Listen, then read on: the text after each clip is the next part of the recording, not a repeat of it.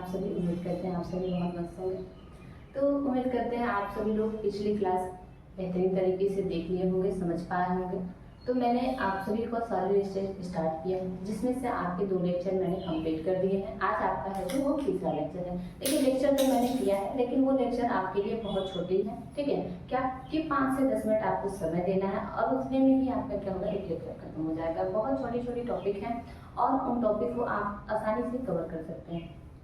मैंने आप सभी से कहा था कि फर्स्ट वाला लेक्चर देख लिया, सेकंड वाला आज आपकी क्या है, थर्ड लेक्चर है। थर्ड लेक्चर में हमें पढ़ना क्या है कि जो क्रिस्टलीय ठोस और अक्रिस्टलीय ठोस है उसमें अंतर। मैंने पहले लेक्चर में आप सभी को बताया था कि पदार्थ की अवस्थाएं, पदार्थ क्या होते हैं, यानी कि मैटर के बारे में हम बताए थे। उसके बाद आप सभी को जो चैप्टर था सॉलिड स्टेट, उसको मैंने स्टार्ट किया था कि सॉलिड स्टेट क्या होते हैं, मतलब ठोस अवस्थाएं क्या होती है, ठोस अवस्था में ठीक है परिभाषा क्या बनती है, और इसमें जो पदार्थ है ठोस, द्रव, गैस, इन तीनों में अंतर क्या होता है, ठीक है। उसके बाद मैंने बताया था आप सभी के जो ठोस के प्रकार हैं वो 2 होते हैं। क्या होते हैं कि जो ठोस के प्रकार हैं वो 2 होते हैं। कौन कौन, मैंने ये भी बताया था आप सभी को, क्रिस्टलीय ठोस और अक्रिस्टलीय ठोस। इसमें मैंने परिभाषा भी लिखवाया था क्या, क्रिस्टलीय ठोस के और अक्रिस्टलीय ठोस के।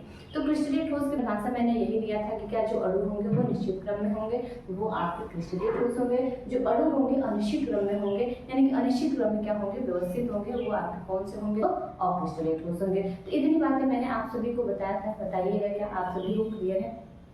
क्योंकि पीछे की वीडियो जो बच्चा देखा होगा उसको पता होगा कि क्या उन्होंने पढ़ा था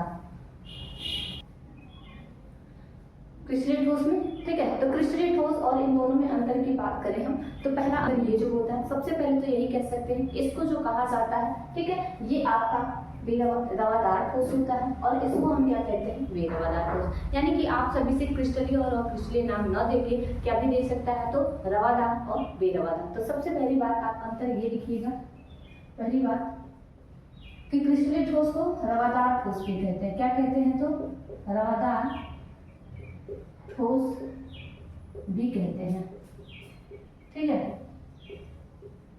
क्या कहते हैं, तो इसको रवादार ठोस भी कहते हैं। और इसमें भी जो है इसको क्या कहते हैं, तो बेरवादार, बेरवादार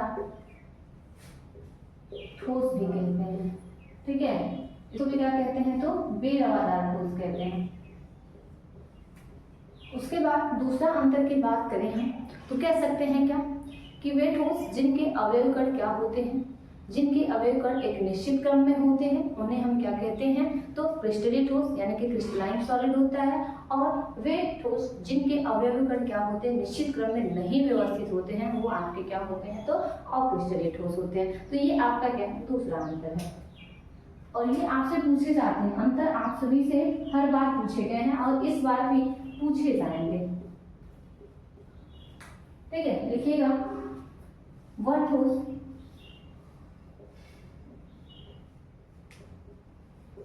जिनके अणु निश्चित क्रम में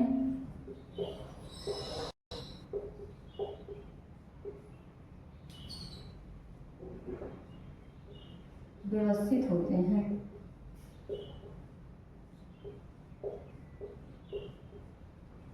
ये आपके क्या होते हैं, क्रिस्टलीय ठोस होते हैं। और इसमें क्या होता है, वे ठोस जिनके अणु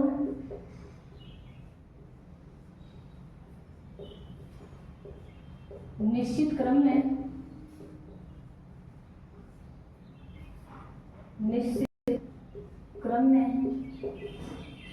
नहीं होते हैं, ठीक है।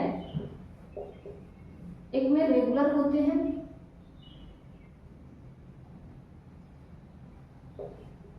एक में क्या होते हैं, एक में आपके रेगुलर होते हैं और एक में आपके क्या होते हैं, तो इरेगुलर। रेगुलर मतलब क्या, लगातार एक क्रम में होंगे, और इरेगुलर मतलब क्या होगा कि वो आपके क्रम में नहीं होंगे। दूसरी बात ये कही जाती है कि जो क्रिस्टलीय ठोस होता है वो आपका दीर्घ परास का होता है। कैसा होता है, तो दीर्घ परास का होता है। लेकिन बात करते हैं हम किसकी, तो अक्रिस्टलीय ठोस का। जो अक्रिस्टलीय ठोस होता है वो आपका लघु परास का होता है, ठीक है। तो ये आपका तीसरा अंतर है। यह दीर्घ परासी होता है, कैसा होता है तो दीर्घपरासी होता है। और ये कैसा होता है तो यह लघुपरासी होता है। लघु मतलब क्या होता है, लघु मतलब क्या होता है और दीर्घ मतलब क्या होता है? क्या आप सभी लोग मुझे बताएंगे कमेंट करके कि लघुपरास और दीर्घपरास कहने का मतलब क्या है, यानी कि दीर्घ मतलब क्या होता है और लघु मतलब क्या होता है? जल्दी से आप सभी लोग बताइए, ये दीर्घ मतलब और ये लघु मतलब। जल्दी से कमेंट करके आप सभी लोग बता दीजिए क्या होगा इसका सही आंसर।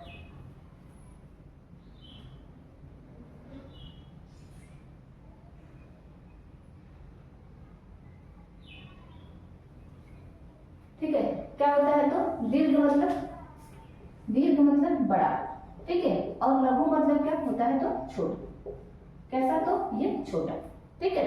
यानी कि कहा जाएगा क्या कि क्रिस्टलीय ठोस होता है तो उसका परास जो होता है वो कैसा होता है, वो बड़ा होता है। लेकिन वही लघु परास की बात करें तो उसकी परास कैसे होती है तो छोटी होती है। बात करते हैं हम चौथे अंतर की, ठीक है। बात करें हम चौथे अंतर की तो चौथा अंतर क्या होता है कि ये जो क्रिस्टलीय ठोस होता है वो आपका वास्तविक ठोस होता है। यानी कि कह सकते हैं हम क्या कि जो क्रिस्टलीय ठोस है वो वास्तविक यानी कि रियल सॉलिड है, बट ये आपका अक्रिस्टलीय ठोस जो है वो आपका क्या होता है तो आभासी होता है, या फिर इसी का नाम होता है क्या छद्म ठोस। तो आप सभी से क्वेश्चन पूछे जाते हैं क्या कि छद्म ठोस किसे कहते हैं, या फिर ये क्वेश्चन बनता है कि बेरवादार ठोस किसे कहते हैं, ठीक है। तो वो आपका क्या होता है अक्रिस्टलीय ठोस के बारे में ही पूछे जाते हैं। तो लिखिएगा यहाँ पे चौथा,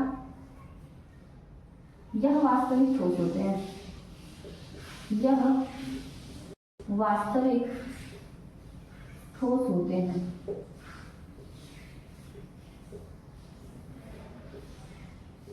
और यह कैसा होता है, यह आभासी या फिर इसी को क्या कहते हैं तो छद्म कहते हैं, ठीक है। यह आभासी या छद्म ठोस होता है। बात करें हम इसके एग्जाम्पल की तो इसके लिए एग्जाम्पल आपका क्या बनेगा, इसके लिए सबसे महत्वपूर्ण एग्जाम्पल जो होता है वो क्या होता है कांच होता है, ठीक है। इसके लिए सबसे यानी कि आपसे ये भी क्वेश्चन पूछ लिया जाता है, आपको क्रिस्टलीय से ज्यादा क्वेश्चन नहीं बल्कि अक्रिस्टलीय ठोस से ज्यादा क्वेश्चन पूछे जाते हैं, ठीक है। तो आपका जो इम्पोर्टेंट है इसकी अपेक्षा आपका कौन सा है तो अक्रिस्टलीय ठोस पे, इसलिए मैं चाहते आप सभी से फोर्स करूंगी यहाँ एक क्वेश्चन, यहाँ से भी एक क्वेश्चन और लघु परास से भी आपके बहुविकल्पी के क्वेश्चन बन जाते हैं, ठीक है। तो ये बताइएगा इसके लिए उदाहरण क्या होगा, दोनों के लिए अलग अलग उदाहरण क्या होगा,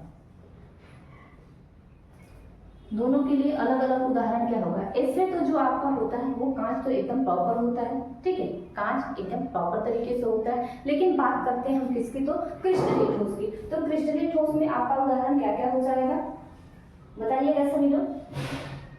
इसमें भी आपका, ठीक है, इसमें भी जो आपका बनता है कौन कौन, हाँ, तो ये जो होता है इसमें आपका जेडेनियस ज्यादातर पूछे जाते हैं। कौन सा तो जेडेनियस, ठीक है, नहीं चल रहा है बताएं क्यों जेडेनियस। उसके बाद बात करते हैं हम शक्कर की, ठीक है। शक्कर जो होता है, शक्कर का फॉर्मूला कोई कमेंट करके बताएगा क्या? शक्कर जो है, शक्कर का फॉर्मूला C12H22O11 होता है, ठीक है। या फिर हम बात कर सकते हैं क्या और भी तो Cu, ठीक है, और भी ले सकते हैं। इसमें आपका क्या होगा तो कांच होगा, क्या होगा तो कांच होगा, आपका रबर होगा, ठीक है, आदि। ये सभी आपके किसके एग्जाम्पल हैं तो अक्रिस्टलीय ठोस के। ये जो कांच है इससे आपके क्वेश्चन बनते हैं, ठीक है, क्या होते हैं, ये जो कांच है इस कांच से आपके बहुत सारे क्वेश्चन बनते हैं। तो नेक्स्ट क्लास में हम सभी लोग क्या करेंगे, आपने जितने टॉपिक पढ़ लिए हैं वो पूरे टॉपिक के क्या करेंगे ऑब्जेक्टिव क्वेश्चन पूछेंगे। ये देखिए आपका बिहार बोर्ड का प्रॉपर चैप्टर है, ठीक है। तो बिहार बोर्ड में आपसे 70 ऑब्जेक्टिव पूछे जाते हैं, जिसमें से आप सभी को 35 ऑब्जेक्टिव को कर देने होते हैं। तो अगर आपका पहला चैप्टर ही अच्छे से तैयार है, अगर उससे क्वेश्चन पूछे जाते हैं तो आप वहीं से क्या करेंगे 5-6 क्वेश्चन को निपटा लेंगे, ठीक है। तो नेक्स्ट क्लास में हम सभी आप सभी से मिलेंगे क्या एक ऑब्जेक्टिव क्वेश्चन के साथ। तब तक के लिए सभी को बाय बाय, टेक केयर।